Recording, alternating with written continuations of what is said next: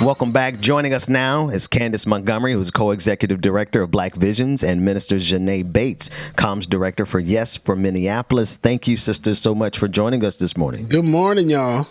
Good morning. Thank you for having us. Good morning.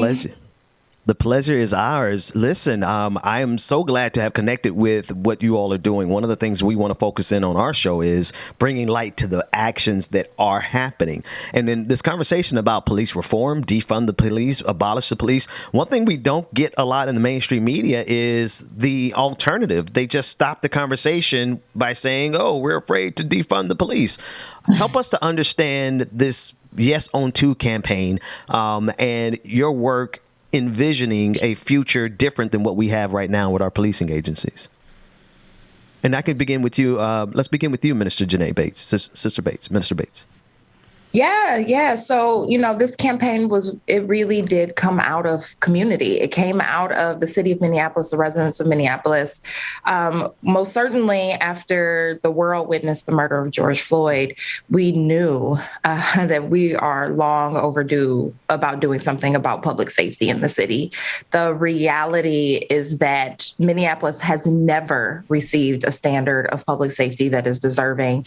You naming earlier that the fact that Black men recognize that public safety means protection from policing, that's a problem, right? And so what Yes for Minneapolis has been doing, what the Yes on 2 push is the ability to finally have the right size response show up when you are experiencing your worst day, when you're in a crisis.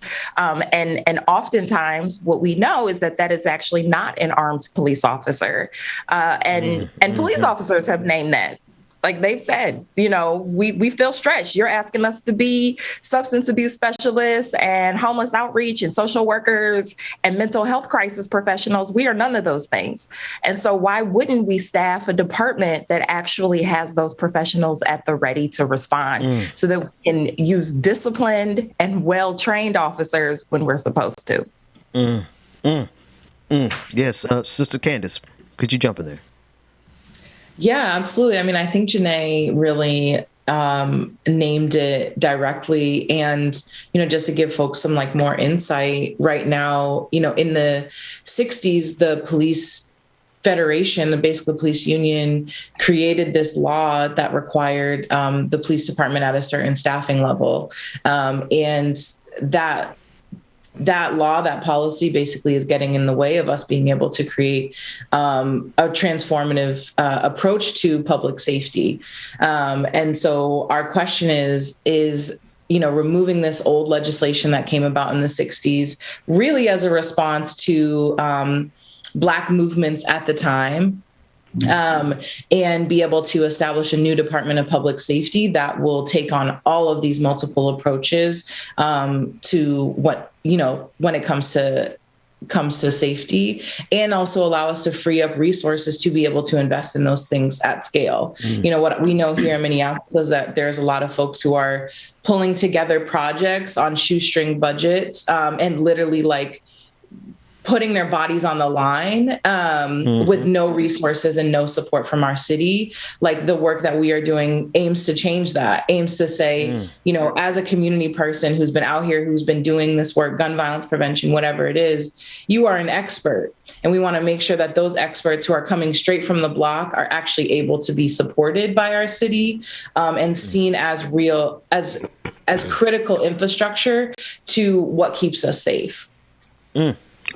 Okay. Yeah, no, I'm listening and I'm absorbing it all. And I'm digging it because these conversations I don't get to hear on regular media because It sounds like you all have a strategic plan and a vision. And here are a couple of ads. Here's 2 ads that we have. The first one is a Yes on 2 ad, and it's discussing that it's impossible for police to be experts in everything, and people experiencing homelessness, mental health crises, and other nonviolent emergencies deserve responses that match their needs. And this is exactly what you were both talking about. Let's run that first ad.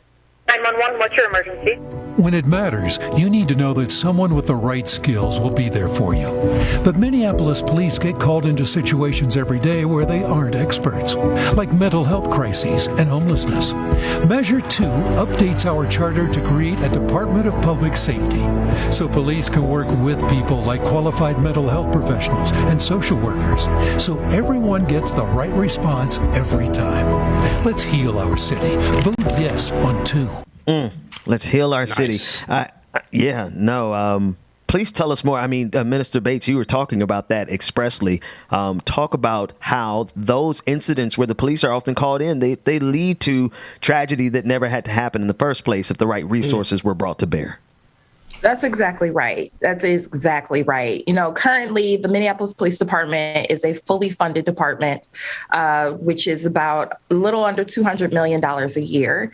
And even at that cost, right, we have still had to pay in inhuman body.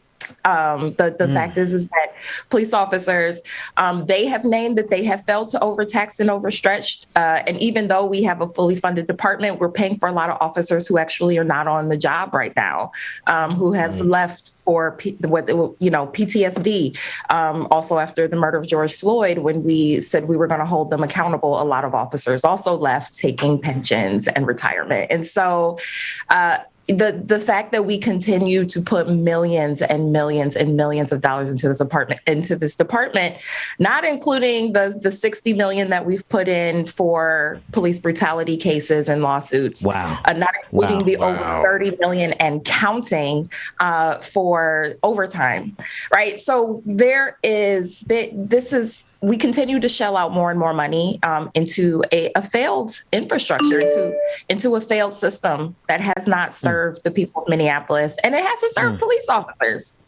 It is most certainly time to what Candace was naming, this block that has been in the city charter before civil rights. And to name, it is the only city in the entire state of Minnesota that has this basically a police contract in the city's charter. No other city in the entire state has this. And we're also the only city that is having national and global headlines of murder, abuse, and mistrust. This is a solvable problem. You know, you guys are going to have to charge this up to, I wish we got to have you back to talk this over with Georgia Fort, who is obviously in Minneapolis, 10 toes deep in Minneapolis. And we just, I would love to have had her in this conversation. I want to run this next clip really quickly. It's a yes on 2. And this is from Attorney General Keith Ellison. A good guy. I really like Attorney General Ellison. Let's listen to why he's going to vote yes on 2. Attorney General Keith Ellison on question 2. I'm voting yes because yes represents the hope that we can have a better, more humane, and more effective public safety. Yes on 2 creates the possibility for the kind of systems change we need, freeing us up to plan and invest comprehensively, integrating the police department into a new Department of Public Safety. Voting yes on 2 represents hope in a better, safer future that includes everyone in every neighborhood. Sister Candace, if you would talk to us about Attorney General Ellison and his vantage point on yes on 2, and then also tell him that he still owes me an interview. I know he's been busy as Attorney General and all that stuff, but, you know, holla at his boy. No, I'm sorry. Go ahead, Sister Candace. LOL. I actually think that Janae would be better positioned to talk about Keith's support and maybe even help to wrangle him for your follow-up interview. Please. Make sure that he's doing what we need him to do as well, okay? Go ahead, Janae. Sister Janae, what we do, how we do this. No, yeah, for sure. Listen, I'll shoot a text, see what happens. But you know what? It's been great having most certainly, the Attorney General fighting on the right side of history around this. You know, what we didn't get to name actually who's been fighting against it, right? It's been the Police Federation, and it has been corporate landlords. It has been the Chamber of Commerce, who usually is just fighting on the side of the Republicans at the state level, but they know in the city of Minneapolis, it's a Democratic city. And so they've chosen this fight. And folks need to question and why have they pushed so hard? And so the Attorney General stepped up and said, no, this is common sense, and it's good for everyone. And it's only really the only ones who don't benefit are the Police Federation, who now has to negotiate with the city about their contract again, who has to have some accountability and transparency. And so most certainly for, the top lawyer who fought to ensure that there was a semblance of accountability in the Derek Chauvin case, most certainly says, I do not want to have to continue to fight these cases. And this is common sense. It's a common sense step. And we're really pushing, hoping, and as y'all can see in Kala, praying. In Kala. And that the people of Minneapolis recognize it's time. Sis, I saw you when you pulled up in your collar. I said, these devils don't want none. They don't want the smoke. She got on the collar. And I know you got some, James, she got some oil, some anointing oil somewhere in that house. Like, is it Pompeii extra virgin? Pompeii? I know my issue. Y'all please forgive Ben. He has no sense, okay? No, but we're really cutting to the core of some of the critical issues, right?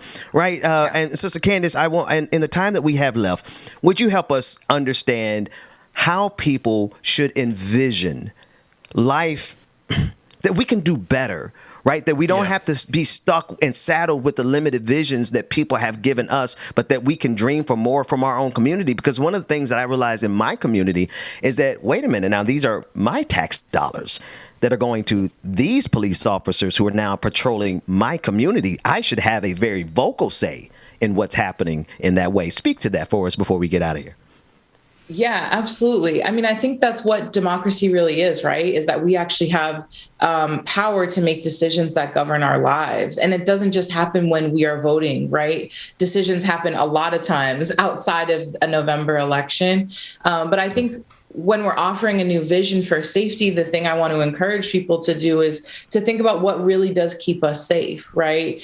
When we look at communities, for example, in Minnesota, in our more wealthy suburbs, they also have quality access to healthcare. They have higher paying jobs. Their home ownership rates are exceptionally higher than what we have in Minneapolis, right? They have access to quality health, quality education. All of these different things actually are the things that create the conditions for safety, because those communities in a similar way have lower crime rates, right? Because people's basic needs are being met.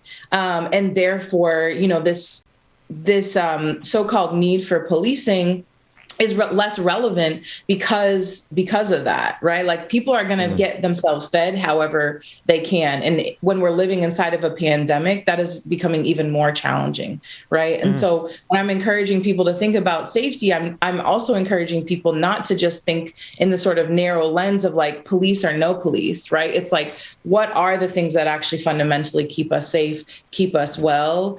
And the work that we are trying to do is to not only reform what policing looks like in the city, but also create avenues to invest in those other ways in which we know when we move dollars that way, people are safe. And so the vision for safety includes people being well-resourced in their communities. Black folks having what we've been asking for, right? Basic human needs. That is like also what's going to keep us safe as well. Knowing your neighbor, getting in relationship. What didn't get covered in the media during the uprising after the murder of George Floyd is the way that community members across Minneapolis came together and to keep each other safe. When white supremacists were descending on our city, there were community patrols to make sure that neighbors, especially Black and brown neighbors, were safe. Every morning, I live 2 blocks from George Floyd Square. Every single morning, I saw folks coming out with their own brooms, their own trash bags to come and clean up the city. These are also the ways in which we can start to redefine what safety looks like. But people in Minneapolis and people across the country have been sold a lie that police are the only solution to keep us safe. When historically, especially as Black folk, we know that we keep us safe, right? We have been navigating ways to keep each other safe, when it was from plantation owners to, keeping us safe from lynchings, whatever period of time, we have created community. We have not been able to rely on police or even our government fully to keep us safe. And so this is part of the vision, and establishing a Department of Public Safety is one critical step in that. And what I really want to encourage folks to remember is that it is one step.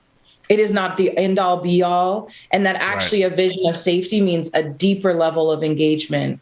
A willingness to say, I see something going wrong on my block and I'm going to say something, not to call 911, but to be like, okay, young brother, why you doing that? Let me pull you to the side. Let me get you a hot plate. Like whatever it is, the things that our aunties and grandmas have been doing for centuries, like that is the kind of stuff that I think is included in a vision of safety, and trying to expand that, to all of our communities so that all of our families have access. Absolutely. To that cultural shift, right? It's not just about policy, it's about culture, and each of us taking a responsibility to be each other's keeper, right? I think that's also what this vision is going to entail. That is powerful. Sister Candace Montgomery, Co-Executive Director of Black Visions, and Minister Janae Bates, Comms Director for Yes for Minneapolis. And there's also in the backdrop here, Yes On To, a campaign to replace the police department with the Department of Public Safety. Thank you, sisters, so much for joining us this morning.